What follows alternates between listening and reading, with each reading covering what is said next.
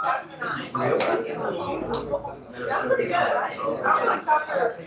it's pretty cool when it's kind of a, SUV.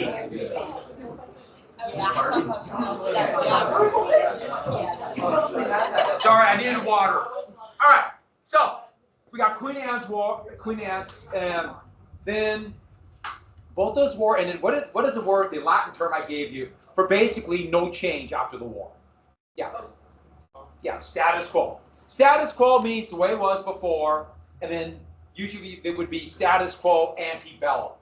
Bellum means war, ante before, the way it was before the war. So they fought this bloody fight and nothing changed. And then let's get to, of course, the War of Jenkins' Ear. So 8 years later, they parade this ear out and use that as an excuse for a trade war. Now, technically, France wasn't involved, but France and Spain were allies. And there was a naval war in the Caribbean. Britain tried to invade Florida, and they realized there was nothing but gators and gave that up. And this was another inconclusive ear-based war. But yes, if you go to Parliament, you can still see the ear. Next, King George's War. Now, you don't need to know this, the War of the Austrian Succession. By the way, King George, he was, where was he from, or his family from? Germany. Yeah, Hanover, but they were Germans.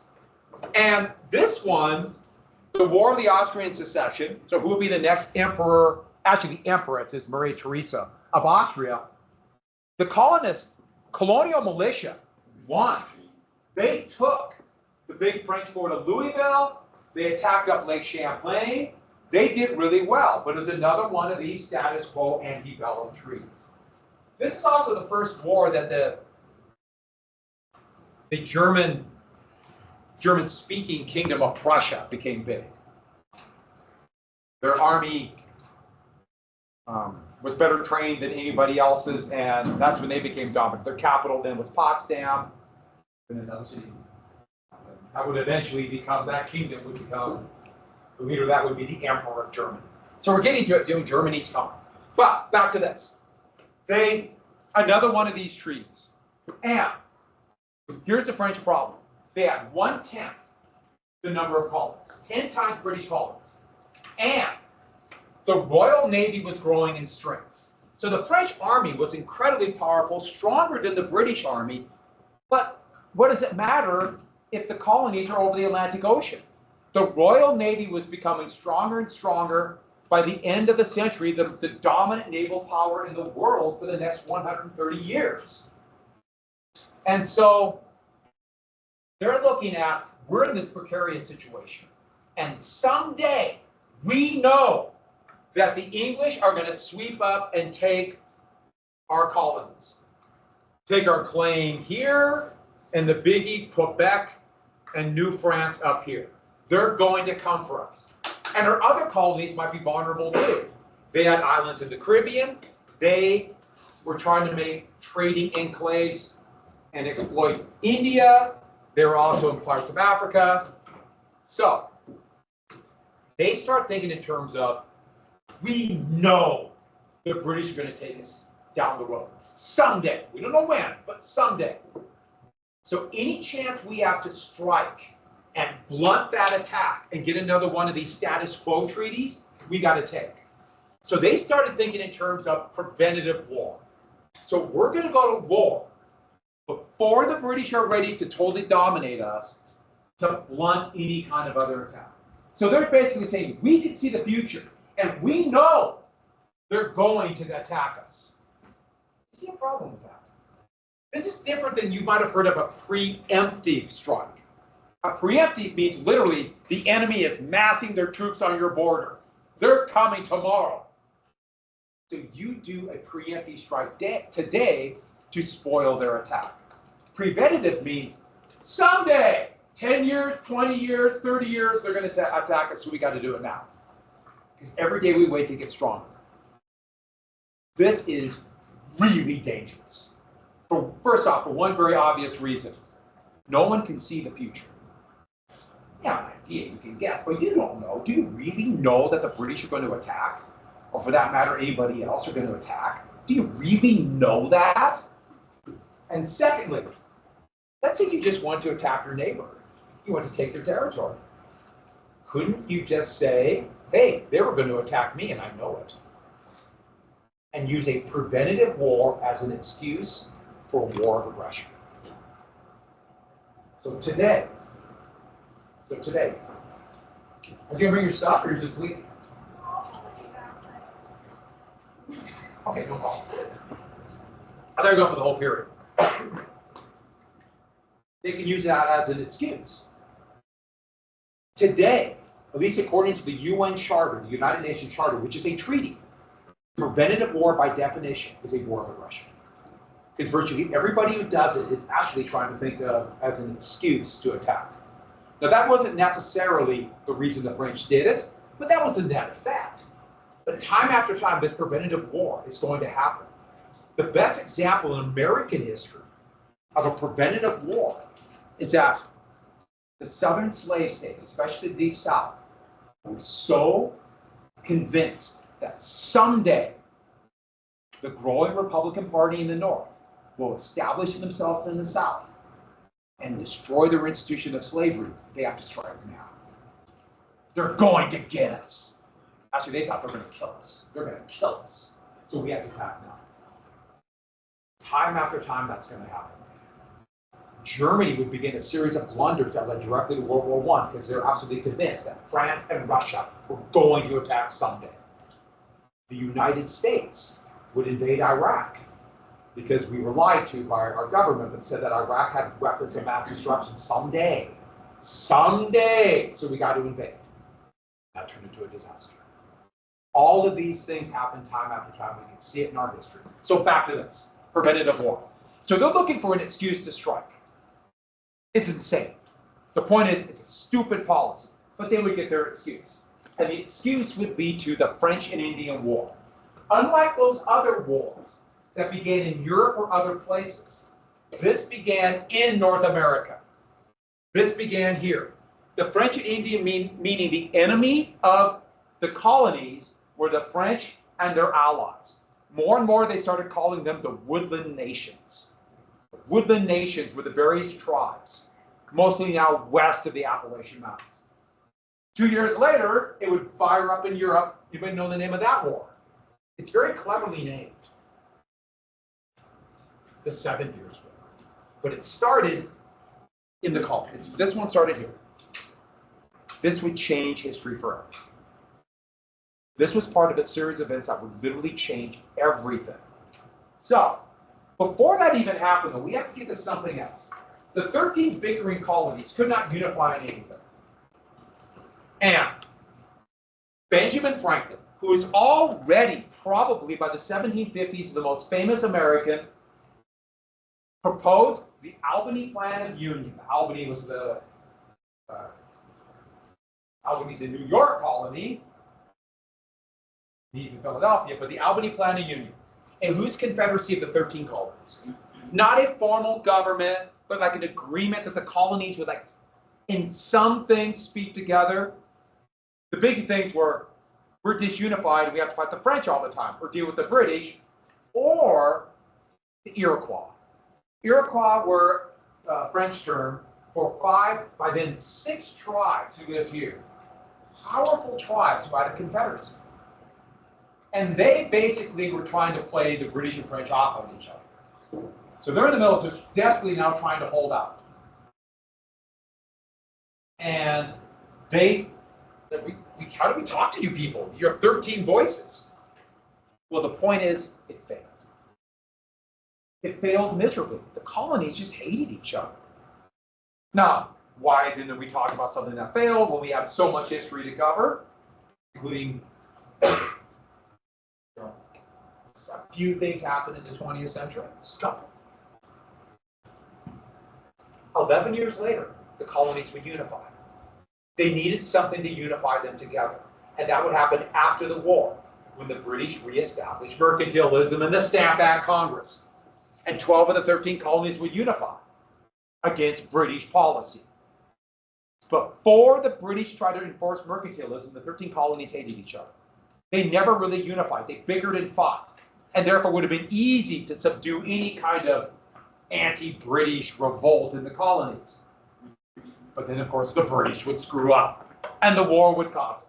So, the Ohio River Valley, so the Ohio River, was seen as some of the most valuable land in the world. Okay, we talked about the fur trade at first. Fur. They had killed most of the beaver. So now they're looking to the Ohio River Valley. Flat plains, lush forests. Yeah. Was that the last of the And this is the Appalachian Mountains. Has anyone been to the Appalachians? Seen the Appalachians? Appalachian Mountains are a lot different than Rocky Mountains.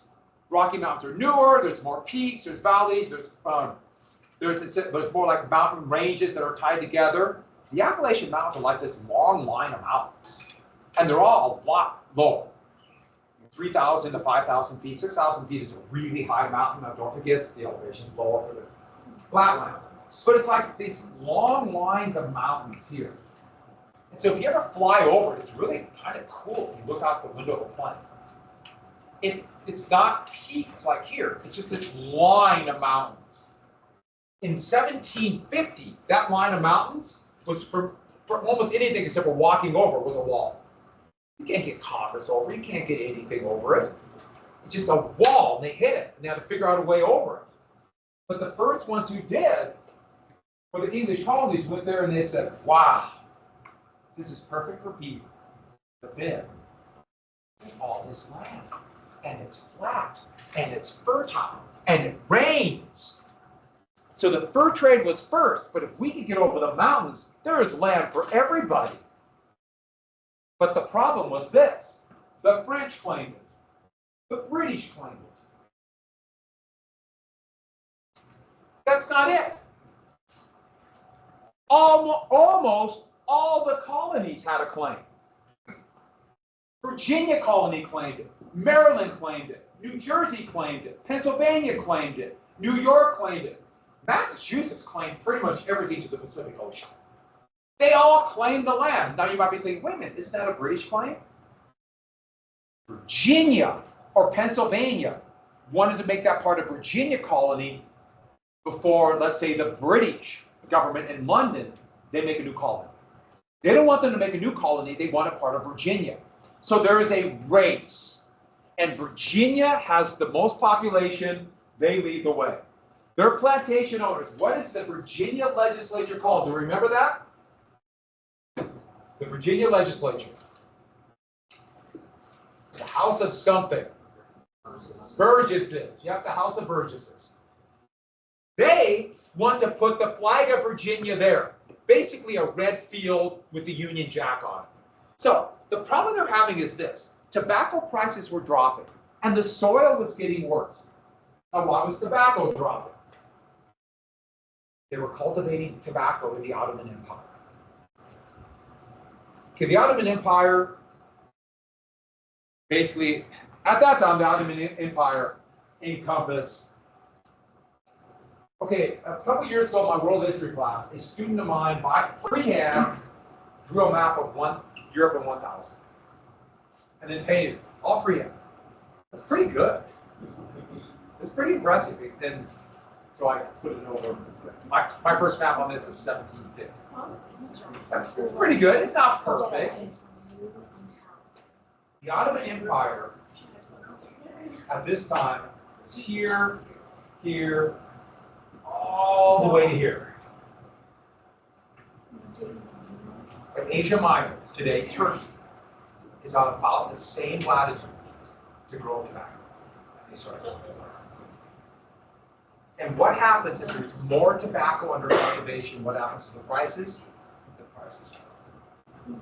And the soil was getting worse, and tobacco plantation owners in Virginia were freaking out. Why? Every farmer is in what? Debt. They owe it to creditors. Most of the creditors are in London. They owe money, and they're not getting as much. And they've made massive investments in land and humans. But not just that. What about the second or third sons? The first son might get the big plantation. The second or third son, there's not much land left that isn't used up before the mountains. Who's going to get it?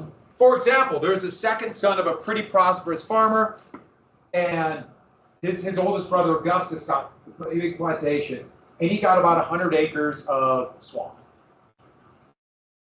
Couldn't really grow much on it. He wasn't going to make any money, and he wanted to make money.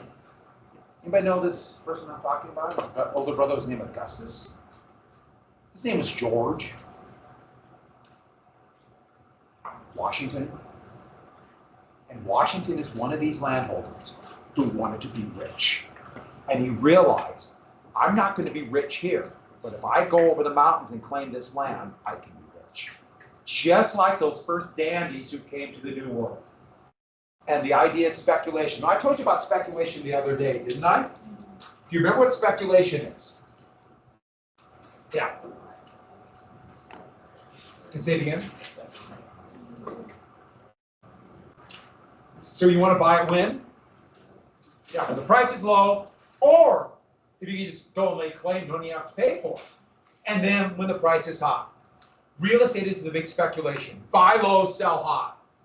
And he thought, if I could get over the mountain, he's not alone, all these people, before Pennsylvania, before the French, before London gets there, we can sell it high. So gamble, risk it all to get this land. George Washington even led a small detachment of militia over the mountain to see if the French were there. The French weren't there. And so he is desperate to do this. So George Washington, it is a gamble, because what if you make this huge investment and huge sacrifice to buy something and the price drops? Then you lose everything. Speculation is a gamble. So real estate is the big thing people speculate on to this day. The stock market is a big speculative gamble. It's all gambling and hoping the price of stock goes up. But I think you see the allure of this. Imagine making money without work. Without work. Work is hard. That's why it's called work. Make it without any risk. The price just goes up. That's awesome. Does that happen? Sometimes. Well, if he can get that claim first, he can get rich. And he's not alone. All these people from Virginia, speculation. I can't emphasize enough how speculation built this country. All these speculators trying to get rich. All of them trying to get rich as quickly as possible. So, here's a map. It's a good map. This is a map of 1770. Pennsylvania, Colony, Virginia, and then only get you. So Virginia in 1754, they wanted that claim first, and so they sent, he was a major, now Lieutenant Colonel George Washington of the militia. Washington was perfect. He was shockingly ambitious, and he had been there before. Also, one thing, Washington basically had 3 goals in life. He looked at his brother Augustus, who got the main plantation, and he realized, basically, I'm never going to get that. I want more. His path was this.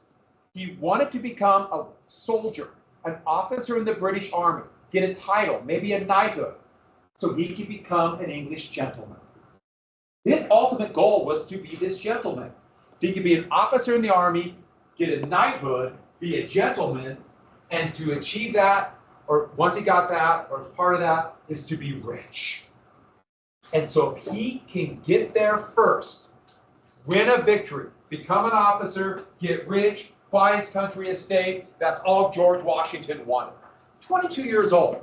Now, his family couldn't afford a classical education that some of the wealthiest plantation owners did. They sent them back to England to learn the classics.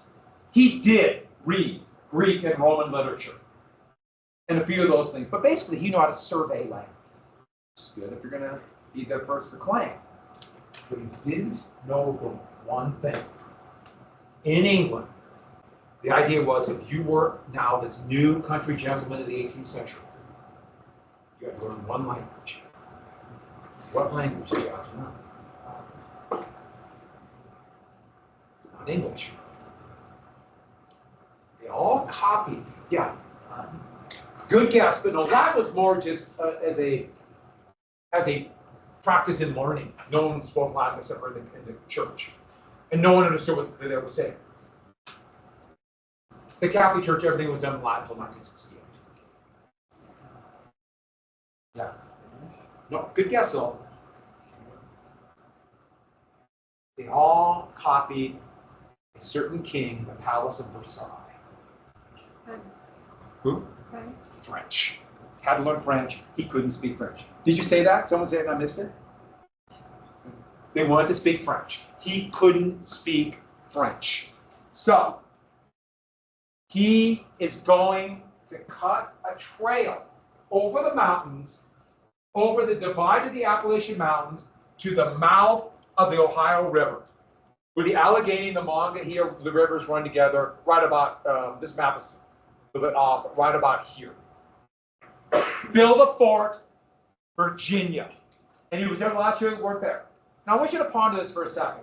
He went with about 100 militia and close to 100 Mingos, which is a tribe in northwestern Virginia, were basically promised a combination of loot and a chance to prove their courage. That's how you gain status of their tribe. And they walked that 300 miles. I want you to ponder that for a second. You're going to cut a road and walk 300 miles and carry all your goods with you. There'll be a few pack animals, but that's it. And what was their response to this? Yeah, of course. Contemplate that today. We're going to walk a mile to the, in about a month, we're going to have to walk to the fairground for a practice drill. Did we do that last year? Yeah. Maybe we don't have to do this year. I hope so. And how many people whined about walking 3/4 of a mile to the fairground? Now walk 300 miles. I'm for us bear crawling, but that's another story. They just do it. People back then were a different breed. They had different expectations. There's no doubt about that. Older generation were just tougher, smarter, more creative. We have to give them credit, that older generation, my generation. We were just tougher back then. So with that, and they're going to march to the headwaters. And guess what they found? The French had built a fort. The French had beat them by 6 months. Right on the headwaters of the Ohio River, Fort Duquesne. Washington was crestfallen. So they had to march to Fort Duquesne. And this is it was a wooden stockade, but it was done in the diamond style of modern fortifications, modern as in 1700 fortifications. And this is Washington's map of Ohio, the Monongahela, the Allegheny, and Fort Duquesne. Very talented surveyor. And they got there. You can imagine Washington. It's over. Everything I wanted to do is over. He's only 22, but there's not that many opportunities in life. And he knew this, to his point of view, this is it. And if the French are there and I won't be able to get my claim, now what? I'm stuck with 100 acres of swamp and 50 human beings. Yeah. Keep going west until you don't find French. The problem is that's a long ways. You already walked 300 miles. Why stop now? Yeah, okay, another 1,000. But there's always somebody there. You notice I've not mentioned the woodland nations that were there. And most of them were allied with the French. The whole way they walked, especially once they got over the divide of the mountains, Shawnee were following them. And the Shawnee were they were organized fighters, and they were a very agricultural community, or agricultural tribe here. The Pawnees were allies, the Miami, all right here. They allied with the French. I should add, some of you might know how the Shawnee wore their hair. Yeah. Yeah. So, the Shawnee didn't have hair here. They shaved it off, and they wore hair here. And what do people in the United States call that hair now? A mohawk. No, the Mohawks didn't wear their hair like that. But in World War II, when they were training paratroopers in the United States to jump out of a plane and fight behind enemy lines, they were copying movies about the West. And they heard someone said, okay, we're gonna dress like we're American Indians and fight like them, and they called the hairstyle Mohawks because they didn't know any different. And that's how come the Mohawk is because of World War II. The Mohawks, young men wore their hair differently. They had no hair on top, but they had hair here. And that was your initiation when you became an adult. That hair. Do you know what happened to that hair? Your hair's long enough I can get a hold. Grab your desk. It's probably not going to feel good for you, but it's for the class. So they would grab their hair and rip it out in big hunks. So it would go right to the skull. So your hair wouldn't grow back. And if you could take that, you're now an adult. You're a man. Isn't that beautiful? Your hair is perfect for that. I only got to grow your hair out just a little bit longer so I can get a handle, right? Always. But it's funny when people say the Mohawks, no, they didn't wear their hair like that. Okay, they're being watched the whole way. So Washington didn't know what to do. He pulled back and basically contemplated, am I going to go back a failure? Is this over? Or are we going to fight? Am I going to do something? He knows he's not strong enough to take a 48, but he has no idea how many men are there.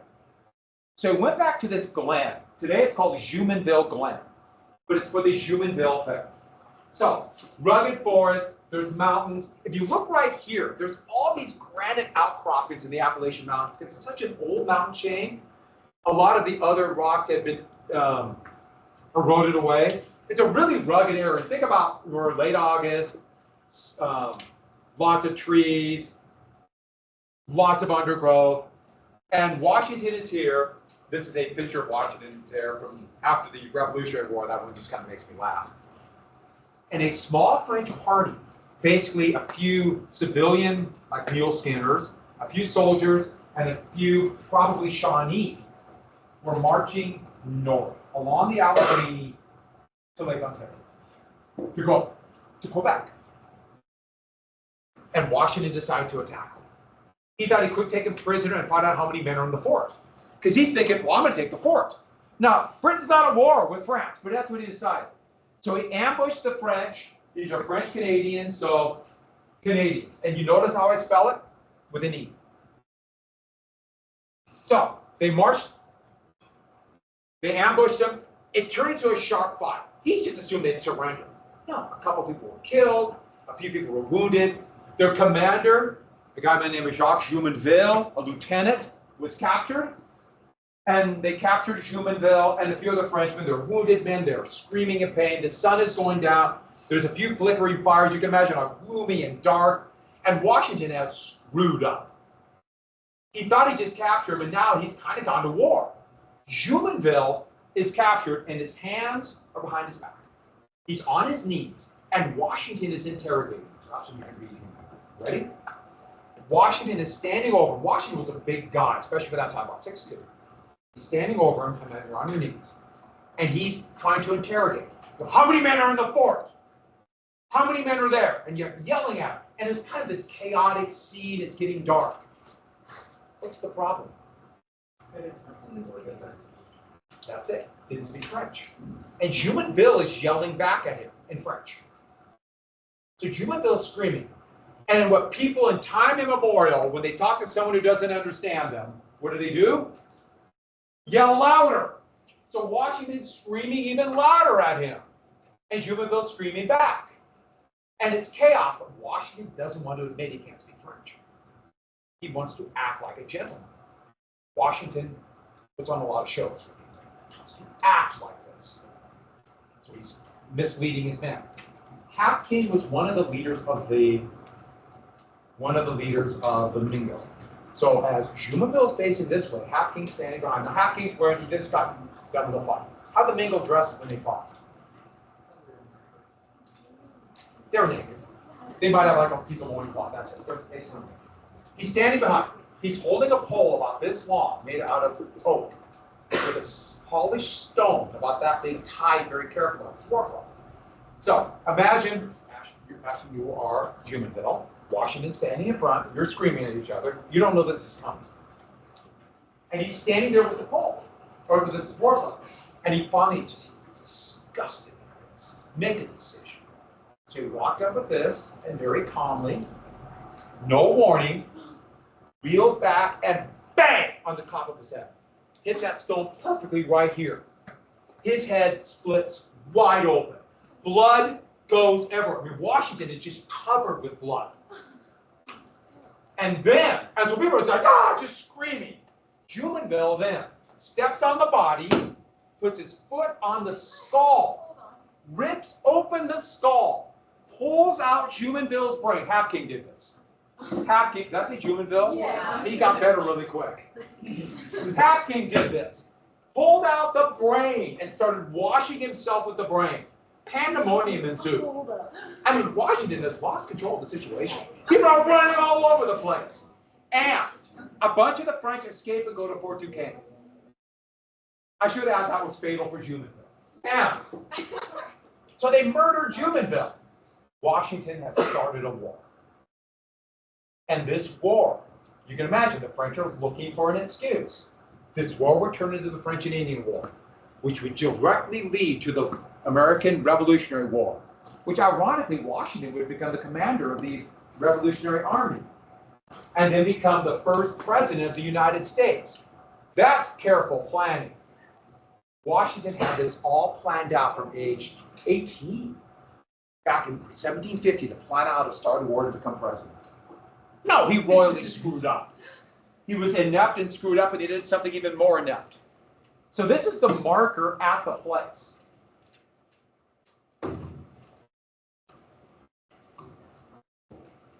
He built a quick stockade, and they dubbed it, you know you're in trouble if you dub your fort necessity. And they did it in so much haste, they didn't have a water supply. So he built this wooden stockade, and all went, his men went in there, and the French and the Shawnee surrounded it and started firing in, and they're out of water. And Washington is doomed. And he is surrounded and losing. Men start falling. They're running out of ammunition. And Washington has a choice. If he fights to the death, well, then you know he won't become rich then. But that means everybody else will die. So Washington surrendered in humiliation. And he's given a document. So, take your pens. Washington's given this piece of paper. French wrote on it. All right? Got that? Washington got it. The surrender document. Nodding. And then signed it. What's the problem? Yeah. It's written in French. I had no idea what he was signing. No idea what was in the document. The surrender document was in France. And he admitted in the document to assassinating Jumonville. That Washington ordered the assassination of Jumonville, who was not a French, basically, courier on a small, basically carrying messages back to Quebec, but that Jumonville was a diplomat on a mission of peace.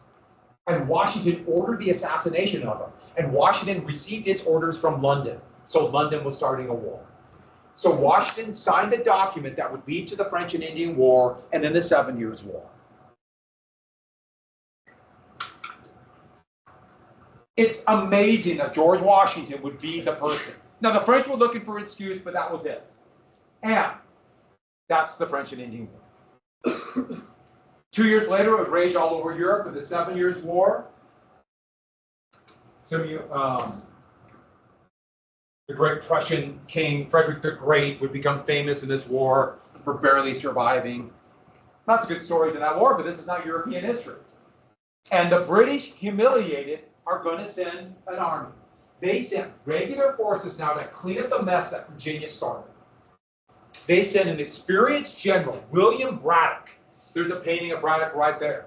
He had fought in the War of the Austrian Succession, and they sent a regiment, over 1,000 regular, meaning trained British forces, who had been experienced in fighting. Back then, the British Army, you volunteered for the Army, you were in for a 20-year hitch. You're in for 20 years. How long are you in if you volunteer for the Army today? You're in for 8. Okay, you might only serve active duty for 4, but you're in for 8. They got you for 8. Then it was 20. Now, Washington, though, got something that very few people got. since he had been there, Braddock didn't know the terrain. So he decided to have Washington command the militia that joined him and be his adjutant, because Washington had been there. He got a rare second chance, even though I should add, Washington looked at Braddock and thought he was an inept colonial. That's a Shawnee. But the French, these Canadians, they didn't get their experience fighting in France or in Europe. They fought in the forest. And they used what we would call today, after about 1810, guerrilla tactics. Hit and run, using the cover of the wood, using cover of the rocks. Don't fight pitched battles. And the British were not used to it. How did the British fight? Even though the style of combat at that time, yeah. Say it again. Line up in a straight line, march to about 30 paces, yeah. Yeah, they might use cavalry, but they use infantry first. They lined up in this 17th century or 18th century fighting. They would line up in a straight line. They'd march to about 50 yards of each other and blaze away at each other's faces till one side broke. The weapons were so inaccurate that they had to be about 50 yards apart.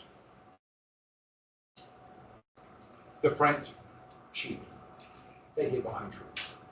So, tomorrow, just a little bit at the finish, you want to watch that video. Would you like some homework? No.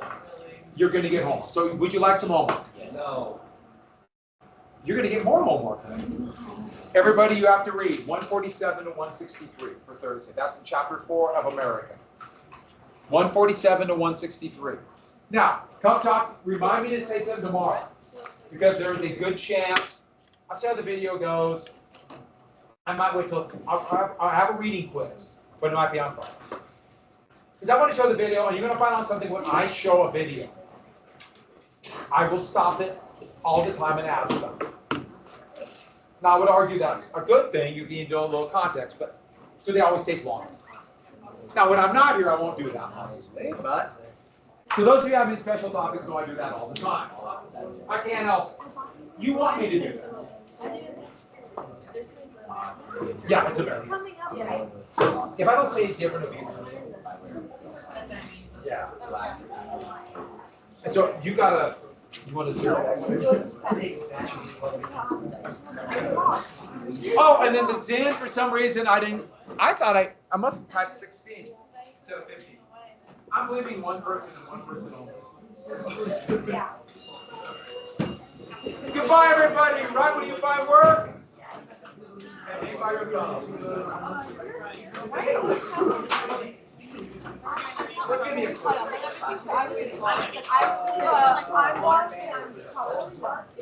Then we just want out.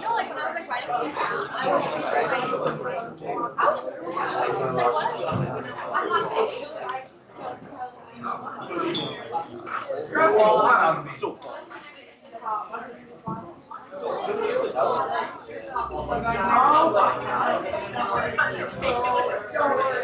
Oh, isn't that? Yes, I've seen that.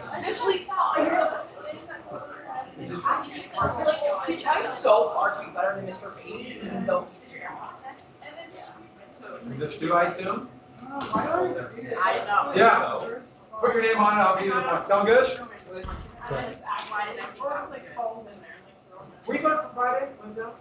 Cow Club, volleyball's going there, and that's going to I knew there's stuff, I just couldn't remember which one. Just remind, it's going to be another one of those stuff. Just really easy. Yeah. Everything's relative, you read it, it's easy. But, probably on Friday, maybe Thursday, I'm giving the review list for this. Thursday? I'm trying to get it on there. I have it basically done. The big thing is I just have to make it. Thank you. See you tomorrow.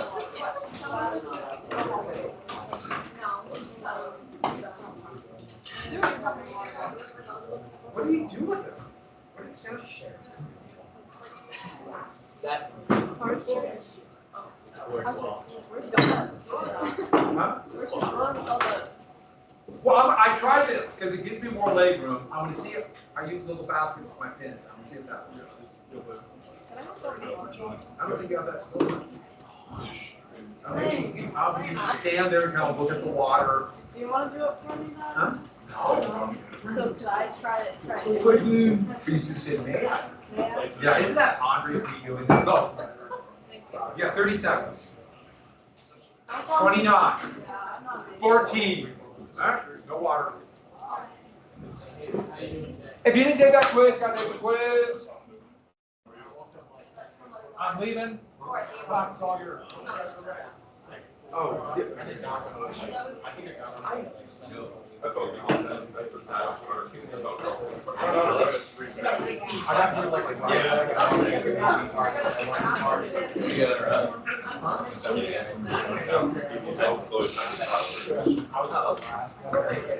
I have to send a message to my wife.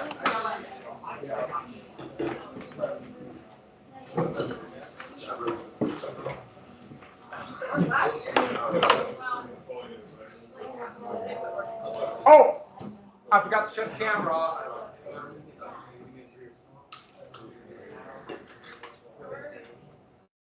Whew.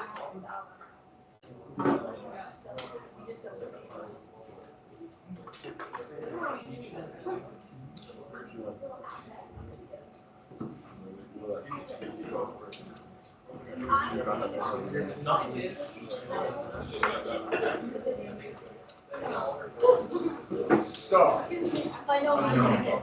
By no means is it.